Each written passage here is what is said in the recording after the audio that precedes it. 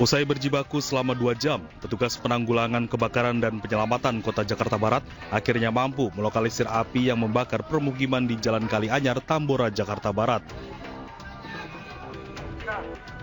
Saat proses pendinginan, petugas menemukan 4 korban tewas di 2 rumah warga yang ikut terbakar. Korban tewas diketahui atas nama Raihan 7 tahun, Sriani 66 tahun, Asgar 13 tahun, dan Yoka 17 tahun. Keempat jasad pun langsung dievakuasi petugas ke kamar jenazah Rumah Sakit Polri Jakarta Timur. Diduga korban tewas akibat terjebak api dan asap tebal saat berusaha menyelamatkan diri dari kepungan api. Sementara itu, petugas masih mencari 1 orang lain yang diduga turut tewas dalam peristiwa ini. Untuk data sementara ada 16 rumah yang terbakar. Cuma nanti data validnya kita nunggu dari keterangan Pak RT dan Pak RW setempat. Untuk api sendiri sudah bisa dinyatakan saat ini atau masih pendinginan? Tinggal penuntasan saja, karena memang masih banyak puing-puing tumbukan yang perlu dipendingin agar tidak jadi penyakit kembali. Sementara korbannya laporan dari warga itu ada 5 orang, sementara yang kita baru temukan ada 4 orang yang 3 sudah mulai kita evakuasi karena sudah ada tim inafis, dan 1 lagi dalam proses, 1 lagi coba kita cari, kita belum menemukan karena memang agak tumpukan agak tinggi, ada puing-puing. Sebelumnya sekitar pukul 1 dini hari, kebakaran hebat melanda belasan rumah di Jalan Kalianyar RT 12 RW 2 Tambora, Jakarta Barat. Diduga kebakaran terjadi akibat korsleting listrik di salah satu rumah yang ikut terbakar. Dari Jakarta, Den Helmi Sajangbati, iNews melaporkan.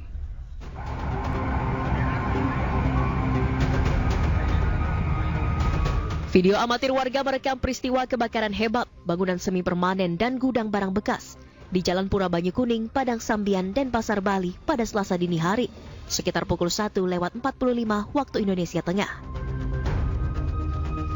Besarnya kobaran api membuat warga sekitar panik. Sejumlah warga berusaha menyelamatkan barang berharga miliknya dan membantu proses pemadaman api. 9 unit petugas damkar Kota Denpasar dan Dinas Kebakaran Kabupaten Badung dikerahkan ke lokasi. Petugas sempat kesulitan mencapai titik api karena seluruh area tertutup atap baja ringan. Api yang merambat dengan cepat menghanguskan seluruh bangunan beserta isinya.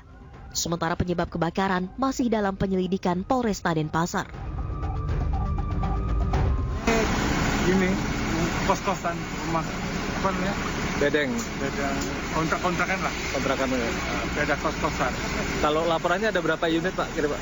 Ini ada 77 jiwa semua. 77 jiwa. Berapa ya, kakak? 58 kakak. 58 kakak. Akibat peristiwa ini sebanyak 77 jiwa dari 58 kepala keluarga kehilangan tempat tinggal. Mereka yang sebagian besar berprofesi sebagai pemulung, kini masih bertahan di sekitar lokasi kejadian, berharap bantuan dari pemerintah. Dari Denpasar, Bali, Indira Ari, iNews melaporkan.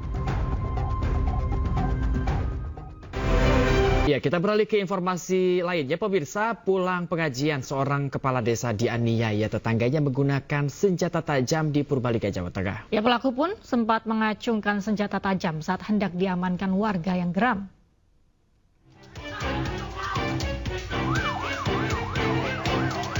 Warga Begepung Rumah DCS, 47 tahun, pelaku penganiayaan kepala desa Dawuhan di Kecamatan Padabara, Purbalingga, Jawa Tengah.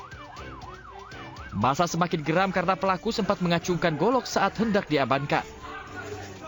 Ia pun akhirnya menjadi bulan-bulanan masa sebelum diserahkan ke polisi. Sebelumnya pelaku menganiaya kepala desa Dawuhan, Jarwoto, hingga terluka di pipi kanannya. Saat itu pelaku mengendarai sepeda motor pulang dari acara pengajian. Saya pakai kaca, terus tahu-tahu berdarah. Saya duduk, terus mau manggil istri, takut karena darahnya saking banyaknya.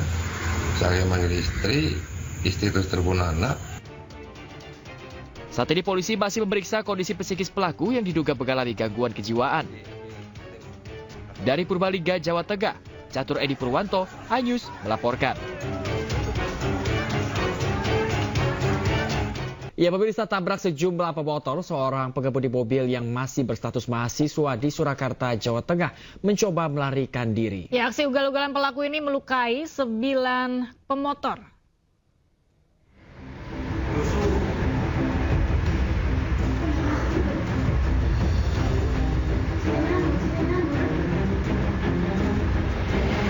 Dalam rekaman CCTV SPBU Purwosari Kota Solo, sejumlah pemotor menghentikan pengemudi mobil yang kabur usai menabrak beberapa kendaraan. Warga merusak mobil pelaku menggunakan batu sebelum pelaku dipaksa keluar dari mobilnya.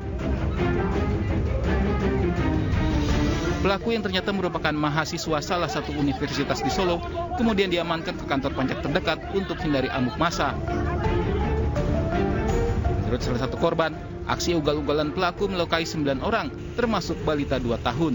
Kronologinya yang pertama untuk rute tadi saya diserempet pertama di sebelah Masjid Al-Aqsa Purbayan. Kemudian yang kedua posisi saya di depan kantor pajak ketika berhenti.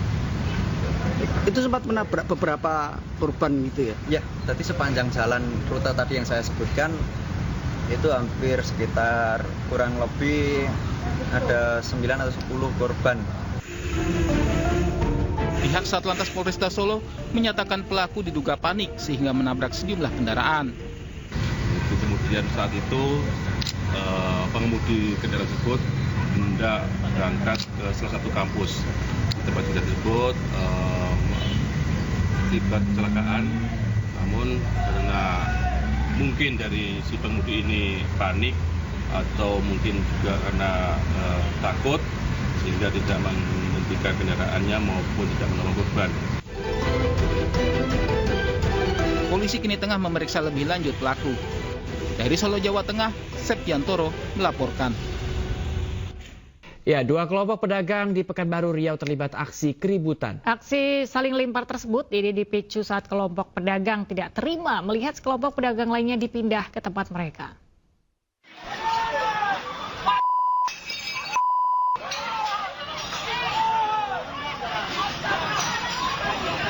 Aksi keributan sesama pedagang terjadi di sekitar kawasan kuliner Pasar Malam di Jalan Cut Nyadin 1, Pekanbaru Riau. 2 kelompok pedagang terlibat saling lempar menggunakan kursi dan piring. Keributan bermula saat pedagang yang berjualan di sekitar kawasan Jalan Cut Nyadin 3 dipindah ke kawasan Jalan Cut Nyadin 1. Namun saat dipindahkan, sejumlah pedagang di Jalan Cut Nyadin 1 tidak terima hingga berujung saling lempar. Keributan mereda usai aparat Polsek Sukajadi mendatangi lokasi dan mengimbau untuk saling menahan diri dan tidak saling terprovokasi. Karena mungkin tidak dapat tempat, jadi satu pihak ingin berjualan di sana. Nah, yang berjualan lama sudah ada, sehingga terjadilah keributan. Sampai awalnya memang hanya keributan biasa, dan kemudian kita amankan. Ternyata pada malam hari sekitar jam 7:30 itu ada keributan lagi. Aparat keamanan berjaga-jaga di lokasi guna mencegah kejadian serupa terulang lagi. Dari Pekanbaru Riau, Indra Yose Rizal, iNews melaporkan.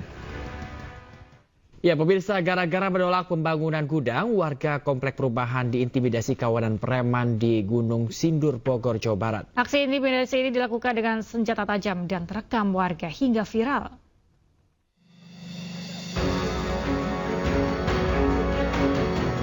Sambil membawa senjata tajam, seorang pria mengancam dan mengajak duel warga komplek perumahan Geria Cendikia, Gunung Sindur, Bogor. Aksi ini dipicu penolakan warga dengan adanya rencana pembangunan gudang. Aksi arogan ini pun membuat resah warga karena sudah mengarah pada intimidasi. Aksi intimidasi ini terekam warga hingga viral. Sementara sebagian warga yang resah dengan aksi premanisme dan intimidasi segera melapor ke polisi. Dengan 3 motor, mereka ngebut dari atas gitu, langsung masuk ke blok tempat saya tinggal kebetulan gitu, di mana ada salah satu spanduk yang ditandatangani warga gitu. Nah, mereka langsung turun ramai-ramai. Yang saya ingat dari mobil ada 4 orang, di motor itu ada 6 orang, jadi mereka boncengan. Usai viral, petugas dari Polsek Gunung Sindur dan Polres Bogor segera memburu para pelaku yang melakukan aksi intimidasi. Dari Kabupaten Bogor, Jawa Barat, Iwan Setiawan, iNews melaporkan. Ada kembali di iNews Pagi, pemirsa. Kita ke informasi lainnya. Presiden terpilih Prabowo Subianto hari ini memanggil sejumlah tokoh ke Kertanegara, Jakarta. Ya, para tokoh tersebut ditugaskan untuk membantu Presiden di pemerintahan Prabowo Gibran.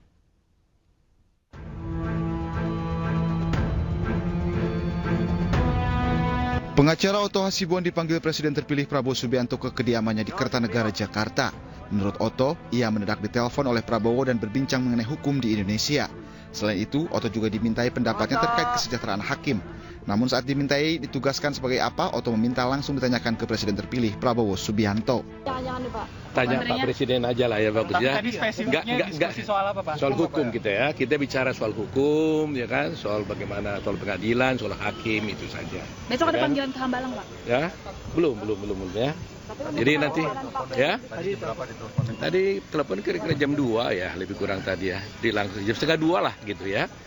Jadi sudah kita langsung ke sini. fakta integritas Pak? Ya tentunya semua kan pasti tanda tangan fakta integritas. Sebab sebagai orang yang bantu presiden harus kita komit kan. Harus komit untuk membantu beliau ya. Jadi saya kira tanya aja lah nanti ya Pak Presiden ya. Selain Otto, politisi Fahri Hamzah juga dipanggil Presiden terpilih Prabowo Subianto. Menurut Fahri, Prabowo Subianto meminta dirinya untuk membantu menangani terkait perumahan rakyat. Terutama tentunya karena fungsi saya sebagai anggota Satgas Perumahan yang dibentuk dan kita sudah cukup intensif mengidentifikasi masalah-masalah yang ada di masyarakat kita, khususnya yang paling bawah ya. Ini yang akan diselesaikan lebih cepat, mudah-mudahan dengan dilantiknya beliau nanti dan dalam hak prerogatif beliau mengangkat tim untuk menyelesaikan begitu banyak agenda, mudah-mudahan bisa berjalan lebih cepat dari apa yang sudah ada sebelumnya. Diketahui hari ini dan kemarin Presiden terpilih Prabowo Subianto memanggil sejumlah tokoh. Para tokoh tersebut akan ditugaskan untuk membantu tugas Presiden di pemerintahannya nanti bersama Gibran Rakabuming Raka. Tim Liputan iNews melaporkan. Pemirsa, Ketua Umum Partai Gelora, Anies Mata juga dipanggil Presiden terpilih Prabowo Subianto ke Kertanegara. Ya, Anies Mata diminta untuk menjadi Wakil Menteri Luar Negeri. Siap Pak, tadi. Maju lagi Pak. Maju sedikit Pak. Menurut Anies Mata, penugasan untuk menjadi Wakil Menteri Luar Negeri sudah dibicarakan sebelumnya bersama Presiden terpilih Prabowo Subianto. Anies menyebut ia ditugaskan menjadi Wakil Menteri Luar Negeri dan mengurus dunia Islam. Selain Anies Mata, mantan Wali Kota Bogor, Bima Arya juga dipanggil ke kediaman Prabowo. Politisi PAN ini diminta untuk membantu Prabowo di bidang kepemiluan dan sinkronisasi pemerintahan daerah. Bismillahirrahmanirrahim. Alhamdulillah baru saja dapat amanah dari Bapak Prabowo. Suaranya keras Pak. Baru dapat amanah dari Bapak Presiden sebagai Wakil Menteri Luar Negeri. Dan kemungkinan besar, sebagian besar pekerjaannya untuk dunia Islam. Kira-kira begitu ya. Ini pertemuan pertama dengan Pak Prabowo, pas sebelumnya sudah diajak Pak untuk bergabung. Oh, sudah ada pembicaraan sebelumnya. Ikut tanda tangan fakta integritas juga kah? Sudah tanda tangan. Berarti bersedia ya Pak? Insya Allah. Wamennya ada berapa? Apakah cuma satu atau lebih dari? Ada 2 tadi yang baru keluar tadi. Yang baru itu juga wamen Pak. Mungkin beliau akan lebih fokus untuk Amerika dan Eropa. Saya lebih fokus ke dunia Islam ya. Pak, sudah ada informasi untuk pembekalan di Hambalang? Iya Pak, besok ya Pak? Besok ya Pak? Sudah ada infonya Pak? Rencananya seperti itu ya. Insya Allah. Belum dapat detailnya. Pak, pertemuan hari ini kapan Bapak dihubungi Pak Anies? Tadi siang. Oh, sekitar jam berapa Pak? Tadi siang ya. Sekitar jam berapa tadi dihubungin? 12:30 ya. Pak, kalau lihat dress code hari ini kan sama yang kemarin baju batik, ini memang diarahkan pakai baju batik? Atau baru beli nih ke sini Pak? Stok lama aja. Stok lama ya? Oke ya. Baik. Berkenan untuk bersedia untuk bergabung di pemerintahan beliau ke depan. Dan yang kedua, secara khusus Bapak Presiden menyampaikan arahan kepada saya ya, untuk fokus kepada efisiensi sistem pemilu, pelaksanaan pilkada, karena selama ini dinilai tidak efektif, tidak efisien ya. Banyak pemborosan di sana dan Pak Presiden juga ingin agar ada sinkronisasi pemerintahan daerah begitu ya. Jadi ya insya Allah dengan pengalaman saya sebagai kepala daerah dan juga dulu mantan pengamat politik ya, siap untuk memberikan kontribusi bagi pemerintahan mendatang dan fokus betul untuk akselerasi optimalisasi pemerintahan daerah. Proyeksinya wamen atau kepala daerah? Ya tentu ya, nggak jauh-jauh dari itu, tentu yang nyambung dengan kiprah saya 10 tahun terakhir sebagai kepala daerah dan juga dulu sebelumnya pengamat politik. Ya. Dan tadi saya sampaikan Bapak Prabowo meminta secara khusus nanti dilakukan kajian agar sistem pemilu kita, pilkada kita efektif, efisien, mencerdaskan, mempersatukan gitu. Karena memang selama ini tidak saja sebagai pengamat politik, sebagai kepala daerah, ya sebagai juga yang pernah bertarung itu merasakan ya betapa rumitnya dan biaya tingginya politik kita. Jadi ke depan harus ada pembenahan dan evaluasi. Insya Allah siap, mendampingi siapapun siap. Mas Bima, tadi dihubungin jam berapa Mas? Baru kok jam 12. Ya. Berarti besok ke Hambalang ya Mas? Belum tahu, belum ada arahan.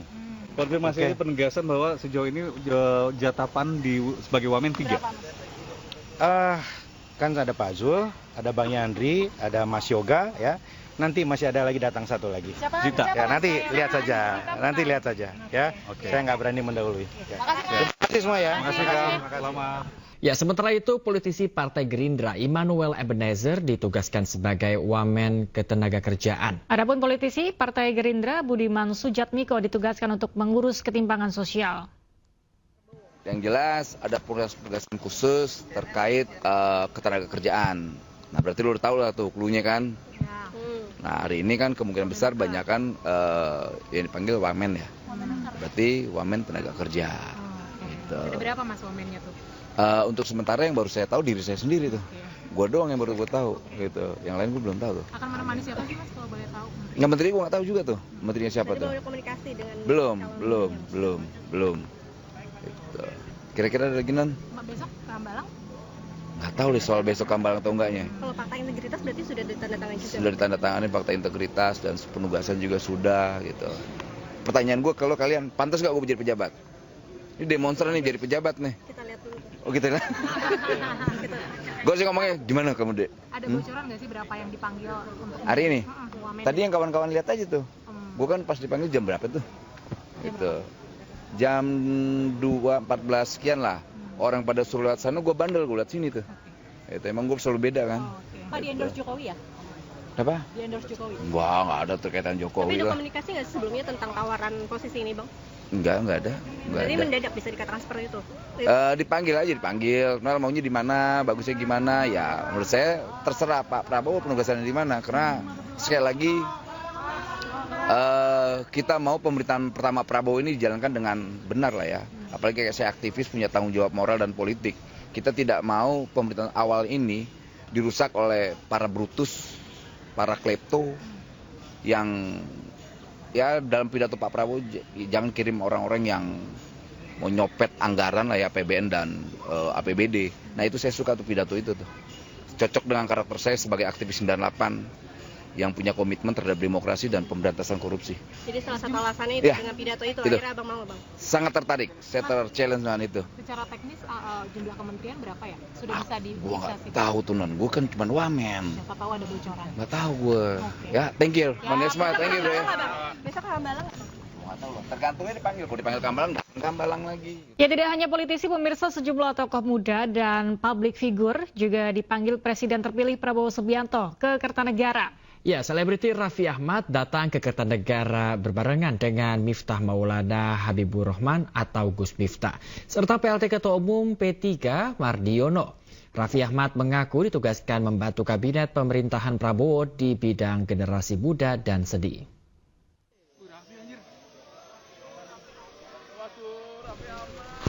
Bang, Raffi Ahmad. Duduk. Ya, peraih medali emas Olimpiade juga hadir ke Kertanegara dan diminta membantu kabinet Prabowo di bidang olahraga, pemirsa. Selain itu, selebritis sekaligus anggota Dewan Pembina PSI, Giring Ganesa, mengaku diminta membantu Presiden terpilih Prabowo Subianto untuk menjadi super tim dalam kabinet pemerintahannya. Sama ada beberapa senior-senior juga, jadi memang hari ini saya dipanggil sama Bapak Presiden terpilih, Bapak Prabowo, untuk membantu beliau pastinya untuk membantu negara dalam bidang yang saya kuasai. Pastinya kisaran karena saya pengusaha, generasi muda, kira-kira pekerja seni, dan juga kreatif, ya kurang lebih itulah. Tapi nanti selebihnya biar Bapak Presiden terpilih yang mengumumkannya. Terima kasih. Jadi belum tahu nih, Jadi belum tahu nih, Enggak, tadi kan dikumpulkan beberapa tokoh juga nasional dan diberikan arahan langsung. Luar biasa sekali Pak Prabowo. Bapak Presiden terpilih benar-benar jelas arahannya seperti apa, pembagian tugasnya jelas, dan juga kata kuncinya adalah karena ada tugas besar ini kita harus bekerja sama sebagai satu tim yang solid, itu sih. Sudah ada arahan untuk di posisi apa, Mas? Nanti ya biar Pak Prabowo aja yang jawab, Bos. Mas, ya. Tapi waduh luar biasa nih, saya tidak akan melupakan momen ini seumur hidup saya sih. Karena yang jelas tadi Pak Prabowo jelas duduk langsung kasih arahan dan menyebutkan bahwa kita harus menjadi super tim yang besar, kita harus menjadi tim yang solid, itu sih. Maaf ya, saya ada. Sejauh ini Anda satu-satunya wamen yang public figure artis juga nih. Udahlah. Itu, makasih. Ya, tadi saya dipanggil sama Pak Prabowo, saya diminta untuk membantu di kabinetnya beliau, dan sesuai dengan bidangnya, ya saya sebagai Menteri Hukum ya. Saya sebagai atlet, di mananya nanti arahan dari beliau aja. Saya nggak tahu deh, nanti beliau yang paham di mana, dan saya pasti akan ikut. Jadi pertanyaan Pak Prabowo atau diskusi dari Pak Prabowo? Pertanyaan Pak Prabowo atau diskusi Pak Prabowo? Diskusi aja, siap membantu beliau, ditempatkan dimanapun saya siap. Nanti beliau yang akan mengumumkan sendiri. Beliau ada pesan-pesan khusus PR tentang olahraga atau gimana? Ya untuk ditingkatkan lagi prestasi olahraga. Itu. Berarti khusus Menpora ya? Saya kan nggak tahu juga dari mananya. Nanti kan bisa bisa semua. Yang jelas bukan wakil menteri. Jadi Bapak perintahkan untuk lebih banyak fokus di bidang moderasi, toleransi, dan semacamnya. Jadi walaupun kita berangkat masuk ke beliau bersama-sama, tetapi dengan tugas bidang masing-masing. Dan juga bukan dalam bentuk badan ya Pak ya. Tapi yang jelas ada amanah Presiden yang kemudian saya diperintahkan untuk lebih fokus kepada masalah toleransi dan moderasi. Utusan khusus Presiden berarti ya Pak? Ya saya belum tahu, bahasanya seperti itu, dan Arafi pun sama. Usai pemanggilan calon wakil menteri ke Kertanegara, Ketua Harian Partai Gerindra Sufmi Dasko mengatakan proses seleksi calon menteri dan wakil menteri Kabinet Prabowo Gibran masih belum rampung. Ya, sejumlah pertimbangan masih akan dilakukan hingga jelang hari pelantikan. Pada hari ini jadi pemanggilan atau mengundang wakil menteri dan kepala badan sudah kita selesaikan. Mungkin masih ada 1-2 nanti yang dinamis sampai dengan tanggal 18 atau terakhir 19 itu mungkin masih ada beberapa pertimbangan. Jadi tadi ada beberapa yang kemudian diundang, sehingga nanti kita pada waktunya akan disampaikan kepada media. Nah tadi itu nama-nama yang diundang pun nanti masih dalam pertimbangan-pertimbangan yang akan diputuskan pada waktunya. Demikian. Soal besok di Hambalang jadi pembekalan. Besok pagi ada pembekalan jam sekitar 8 pagi sudah mulai. Ya. 8 pagi sudah mulai. Siapa aja Bang yang akan mengisi bicaranya atau Pak Prabowo sendiri, Mas Gibran?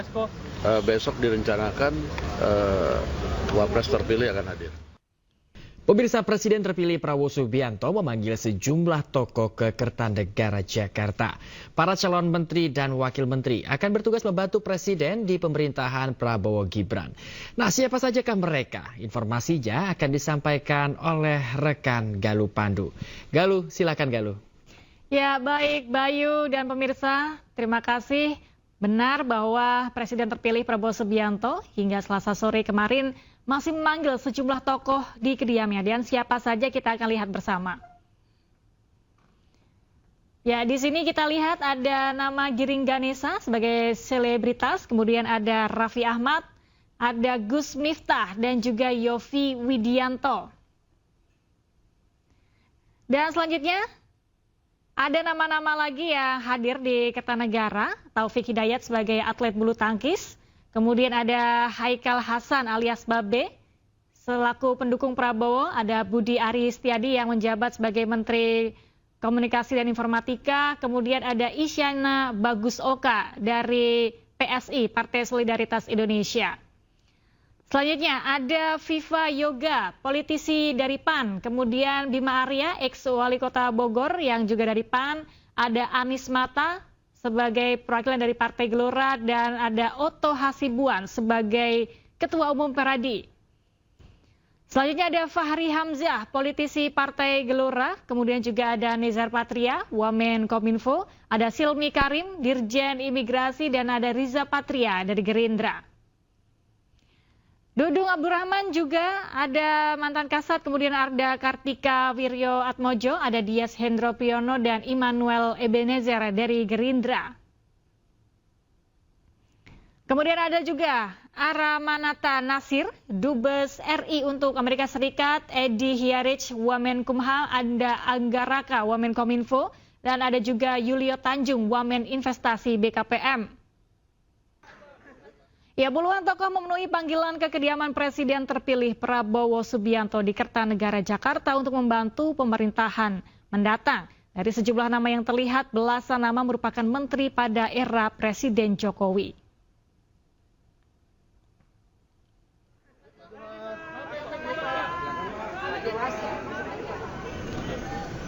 Ya pemirsa, Presiden terpilih Prabowo Subianto masih terus memanggil sejumlah tokoh ke kediamannya di Kertanegara, Jakarta hingga Selasa sore kemarin. Puluhan nama yang datang menemui Prabowo ini digadang-gadang akan membantu Prabowo pada kabinet pemerintahannya mendatang. Menariknya, dari sejumlah nama yang tiba di Kertanegara, belasan nama diantaranya ialah menteri di kabinet pemerintahan Jokowi. Melihat hal ini, Presiden Jokowi menyampaikan saat kunjungannya di Aceh bahwa keputusan yang diambil Prabowo telah melalui proses penilaian kinerja yang panjang sejak Prabowo berada di kabinetnya. Lebih jauh, Jokowi juga menilai langkah yang diambil Prabowo merupakan langkah keberlanjutan.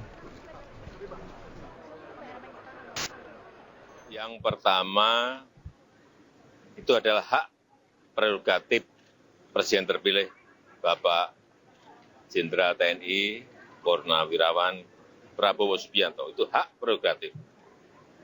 Siapapun yang dipilih, kita semuanya menghargai. Mengenai kurang lebih 15 atau 16 menteri di kabinet sekarang yang juga dipilih oleh Bapak Prabowo Subianto, itu juga saya kira melalui pertimbangan matang, melalui seleksi-seleksi, melalui pengalaman beliau bergaul, berinteraksi dengan para menteri selama 5 tahun. Dan memang hampir tim ekonomi yang ada memang, yaitu yang namanya keberlanjutan, yaitu. 2 dekade kepemimpinan Presiden Joko Widodo mendapat pujian dari Kepala Badan Intelijen Negara Budi Gunawan. Ya, menurut Budi Gunawan, Presiden Jokowi merupakan sosok tokoh yang sangat mencintai Indonesia dan melakukan pembangunan secara merata di seluruh penjuru Nusantara. Sangat kita cintai, kita sayangi, dan kita banggakan Presiden Republik Indonesia, Bapak Insinyur Haji Joko Widodo. Tepuk tangan untuk beliau. Beliau adalah presiden dengan approval rating terbaik di dunia hingga saat ini. Saya rasa tidak berlebihan karena Bapak betul-betul telah membangun dan memeratakan pembangunan di Indonesia. Tidak hanya Jawa sentris begitu, meskipun beliau asli dari Jawa, tetapi hatinya betul-betul untuk Indonesia. Tepuk tangan untuk Presiden kita Bapak Joko Widodo. Putra bungsu Presiden Joko Widodo Kaisang Pangarep kini tengah berbahagia usai istrinya Erina Gudono melahirkan anak pertamanya. Ya, Kaisang dengan bangga dan bahagia mengumumkan putri kecil mereka lahir dalam keadaan sehat.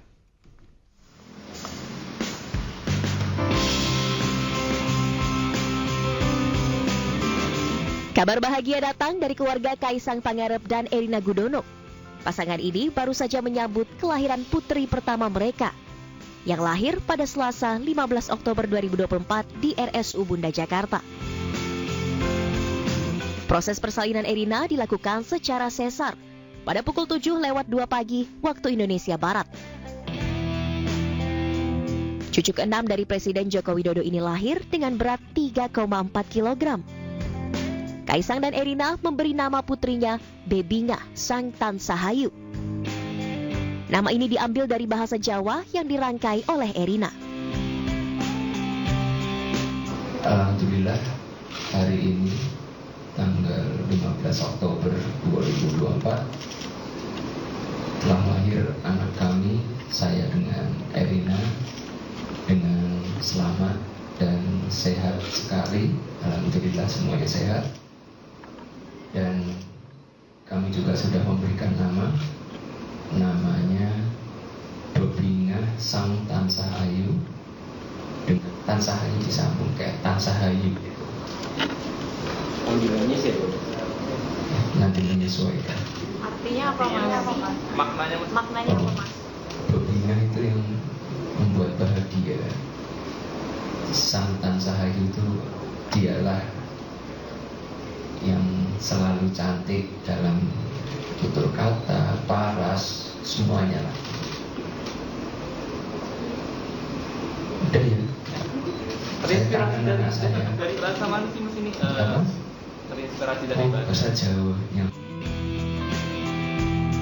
Seluruh keluarga berbahagia dengan kelahiran putri pertama Kaisang dan Erina.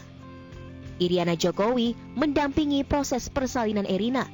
Sementara Presiden Jokowi yang tengah bertugas di Aceh akan langsung menjenguk cucunya. Dari Jakarta, Kiselia Nurrahma, Bagus Prasetya, iNews melaporkan. Pemerintah Kota Makassar terus berdagang di permasalahan stunting. Stunting termasuk dalam 1 dari 3 program prioritas jadi perhatian pejabat sementara Wali Kota Makassar, Andi Arwin Aziz.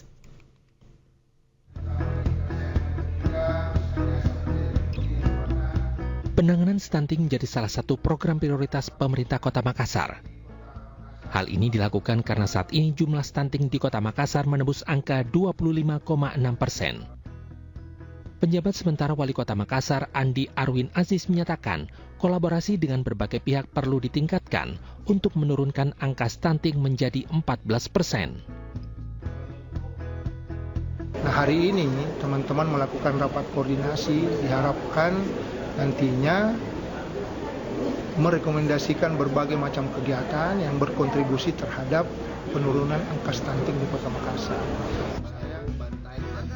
Sementara itu, pelaksana tugas Kepala Dinas Pengendalian Penduduk dan Keluarga Berencana Kota Makassar Syahrudin telah melakukan pemetaan di wilayah dengan angka stunting yang tinggi yang terletak di 19 kelurahan di 7 kecamatan di Kota Makassar.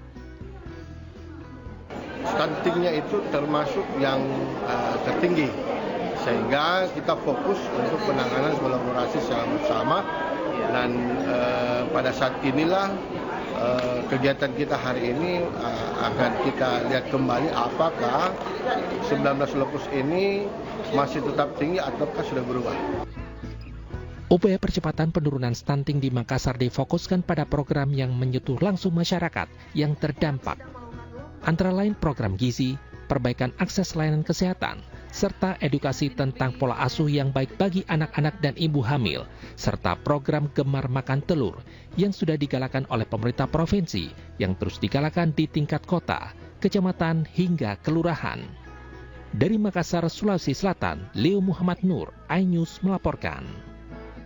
Digital Launch Campus Festival digelar di Universitas Brawijaya Malang. Selain mengajak anak muda untuk berinvestasi, acara ini juga berisi kemeriahan pasar rakyat, kesenian, serta beragam promo.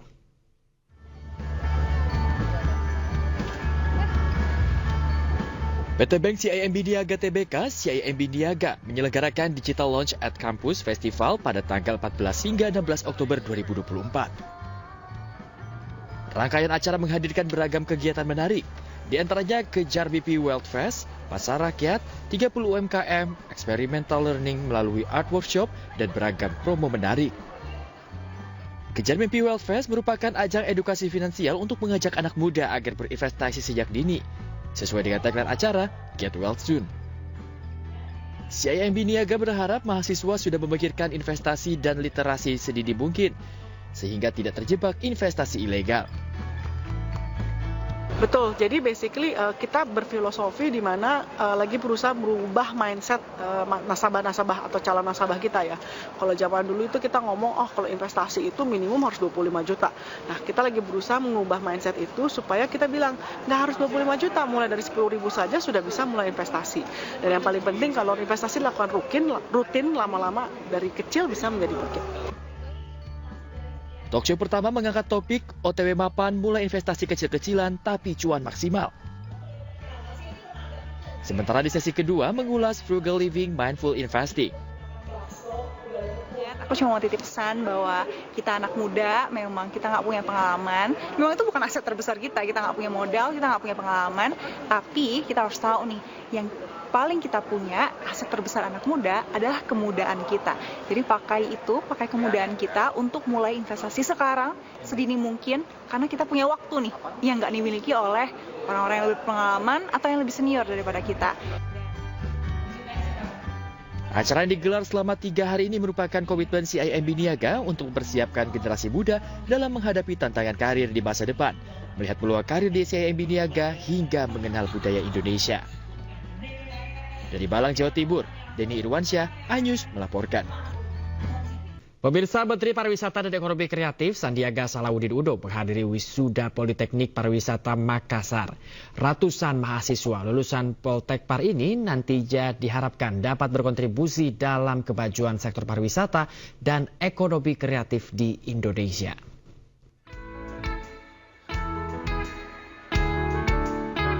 Sebanyak 561 mahasiswa Politeknik Pariwisata Makassar menjalani proses wisuda di Anjungan Pantai Losari Makassar, Sulawesi Selatan. Pelaksanaan wisuda terbuka ini dihadiri langsung Menparekraf Sandiaga Salahuddin Uno.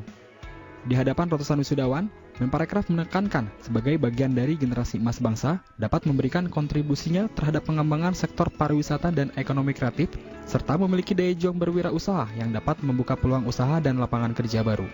Kedepannya harus lebih tingkatkan lagi kualitas SDM kita dengan teknologi dan transformasi ekonomi hijau. Dan karena kita melihat bahwa para pelaku industri, masyarakat menginginkan produk-produk pariwisata hijau berkelas tinggi. Usai menghadiri wisuda, Menparekraf Sandiaga Uno juga meresmikan Masjid Ar-Rasyid di kampus Poltekpar Makassar. Memiliki berbagai fasilitas ibadah yang lengkap, masjid yang dibangun sejak tahun 2023 ini diharapkan menjadi sarana silaturahmi dengan berbagai kegiatan keagamaan yang dapat menarik minat umat muslim di Kota Makassar. Tim Liputan iNews melaporkan. Kita beralih ke informasi lain. Bayu dan pemirsa, SKK Migas bersama kontraktor kontrak kerjasama di Indonesia menggelar Indonesia Exploration Forum 2024. Kegiatan ini merespon terhadap tantangan untuk mendukung ketahanan energi nasional.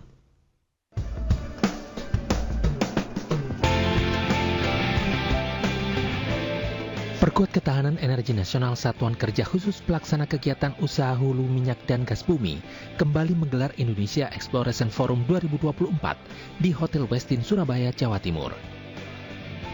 Kegiatan yang bekerja sama dengan kontraktor kontrak kerjasama di Indonesia tersebut merupakan respon terhadap tantangan yang dihadapi oleh industri hulu migas untuk mendukung ketahanan energi nasional dalam mewujudkan Indonesia Maju 2045. Yang pertama adalah pemanfaatan teknologi untuk optimalisasi dari yang sudah ada. Yang kedua adalah sumber-sumber idle. Ini tadi saya sebutkan tadi itu ini yang bertahannya, karena kita sudah punya potensinya sudah tahu. Yang ketiga adalah yang ke depan adalah eksplorasi. Jadi 3 hal ini yang sekarang dilakukan untuk bagaimana mengisi yang kekurangan 1 juta tersebut.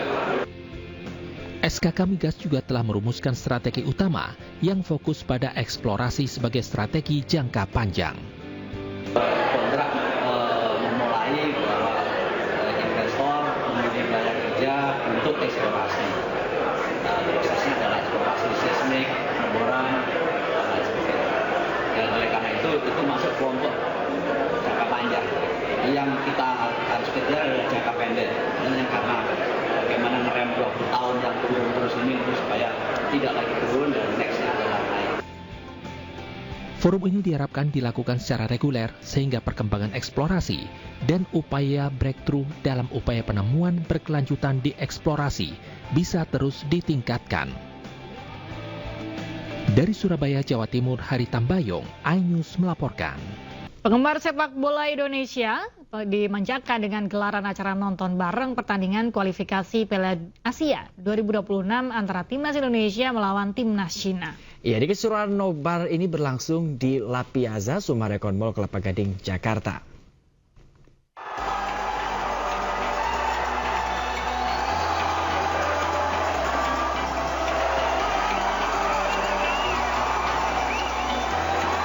RCTI Plus menggelar acara nonton bareng pertandingan laga Cina versus Indonesia yang berlangsung meriah dan dipadati ribuan penonton. Para penggemar sepak bola tanah air yang datang memberi dukungan penuh kepada Timnas Indonesia. Suasana semakin semarak dengan berbagai hiburan dari penampilan musisi nuka hingga yel-yel pendukung yang membakar semangat.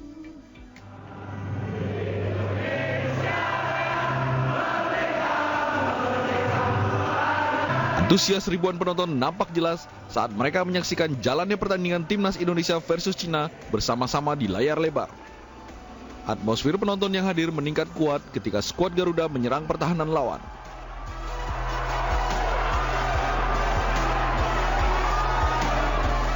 Gelaran nobar RCTI Plus ini dihadiri ribuan masyarakat yang penuh antusias menyaksikan pertandingan Cina versus Timnas Indonesia. Nobar Timnas Indonesia ini digelar untuk memanjakan para penggemar sepak bola sekaligus bentuk dukungan pada skuad tim nasional Garuda. Acara ini digelar gratis dan terbuka untuk umum, rencananya berlangsung hingga bulan November mendatang. Dari Jakarta, Tim Liputan iNews melaporkan. Pemirsa, 4 warga negara Indonesia asal Sumatera Barat berhasil dievakuasi dari Beirut, Lebanon telah tiba di tanah air. Ya, mereka akan diizinkan kembali ke Lebanon jika situasi di Beirut telah kondusif dan berakhirnya perang dengan Israel.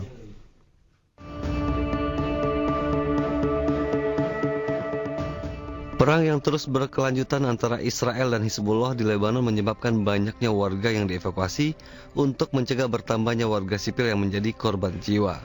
Sejumlah WNI yang berada di Lebanon juga turut dievakuasi kembali ke tanah air, seperti keempat WNI asal Sumatera Barat. Mereka adalah Rina Mardiani 33 tahun bersama 2 orang anaknya, Muhammad Mauhalhel 5 tahun dan Ahmed Mauhalhel 4 tahun yang merupakan warga Baso, Kabupaten Agam, Sumatera Barat, serta Lutfi dari Pasaman Barat. Rina merupakan ibu rumah tangga yang suaminya berasal dari Lebanon, sementara Lutfi adalah seorang mahasiswa yang sedang menempuh studi di sana. Cuman yang di sekitaran Beirut yang pinggirannya, yang perbatasan dengan Turkiya udah dibom semua. Jadi suara yang kedengarannya cukup keras. Biasanya kalau udah ngebom itu dari jam 12 sampai jam 5 subuh, nggak berhenti. Setiap setengah jam mesti bom, suaranya keras. Alhamdulillah pemerintah Republik Indonesia mengevakuasi WNI yang berada di Lebanon, Beirut dan sekitarnya, wilayah-wilayah yang memang disinyalir eskalasinya ada kegawat daruratan perang. Rencananya WNI yang saat ini kembali ke kampung halamannya ini akan balik ke Beirut jika situasi di sana telah kondusif dan perang dengan Israel usai. Dari Padang, Sumatera Barat, Budi Sunandar, iNews melaporkan. Pemirsa, ribuan pendemo mendatangi gedung Mahkamah Agung di kawasan Gambir, Jakarta Pusat. Aksi diawali Long March dengan membawa beragam poster dan spanduk dari Jalan Medan Merdeka Barat dan berakhir di depan gedung Mahkamah Agung. Masa aksi mendesak Mahkamah Agung untuk menolak PK terpidana kasus suap izin usaha pertambangan Mardani Maming karena sudah 3 kali kalah dalam putusan pengadilan. Pengadilan tingkat pertama telah memvonis terpidana dengan hukuman 10 tahun penjara dan denda 500 juta rupiah. Masyarakat untuk sebagai hakim dalam penegakan Suasana haru mewarnai pemakaman Benny Laos di San Diego Hills, Karawang, Jawa Barat, Selasa siang. Ya, ratusan pelayat hadir untuk memberi penghormatan terakhir kepada mendiang Benny Laos karena dikenal sebagai sosok yang berdedikasi di daerahnya.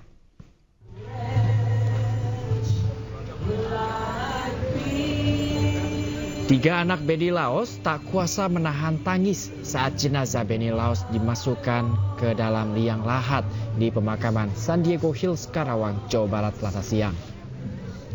Selain keluarga, turut hadir mantan Wakapolri Nanan Soekarno, pejabat Gubernur Maluku Utara, istri mantan Dalam Negeri Tito Karnavian, serta artis Anang Hermansyah. Mereka hadir di pemakaman Benny Laos untuk memberikan penghormatan terakhir kepada Benny Laos yang dikenal sebagai sosok yang berdedikasi di daerahnya.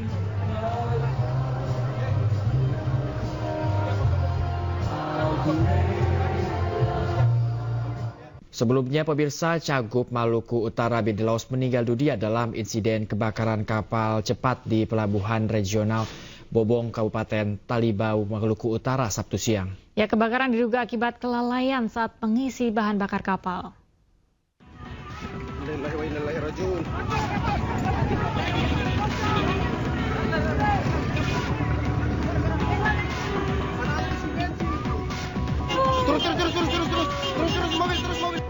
Agenda kampanye calon gubernur Maluku Utara Benny Laos di Desa Kawalu, Kecamatan Taliabu Barat berakhir tragis. Speedboat Bella 72 yang membawa Benny Laos beserta rombongan terbakar saat mengisi bahan bakar minyak di Pelabuhan Regional Bobong, Kabupaten Pulau Taliabu, Sabtu 12 Oktober 2024, pukul 14.05 waktu Indonesia Tengah. Insiden ini menewaskan 6 orang termasuk Cagup Sulawesi Utara Benny Laos, sementara sang istri Sherly Coanda berhasil diselamatkan namun mengalami luka bakar. Jadi kelalaiannya pada saat pengisian BBM, kelalaian pada saat pengisian itu percikan api pada saat mengeluarkan BBM dari galon, ya, dirgen, kemudian masuk ke tangki supply. Benny dan rombongan berada di Pulau Taliabu dalam rangka kampanye sebagai calon gubernur ke Desa Kawalo yang ditempuh lewat jalur laut. Sebelum kejadian, speedboat dalam pengisian BBM dan tengah bersandar di pelabuhan. Namun mesin dan alat elektronik di dalam kapal dalam kondisi menyala. Dugaan sementara ada unsur kelalaian dalam prosedur pengisian bahan bakar. Sejumlah korban meninggal dunia dalam kecelakaan tragis ini telah diterbangkan menggunakan helikopter pada Minggu pagi, di antaranya anggota DPRD Kabupaten Sula dari Partai Demokrat Esther Tantri dan anggota Polres Sula Hamdani Buamo Nabot yang merupakan ajudan calon Bupati Sula Hendra Tateis, diterbangkan ke Kabupaten Sula untuk diserahkan kepada pihak keluarga. Sementara jenazah Benny Laos diterbangkan ke Jakarta disemayamkan di rumah duka. Tim Liputan iNews melaporkan.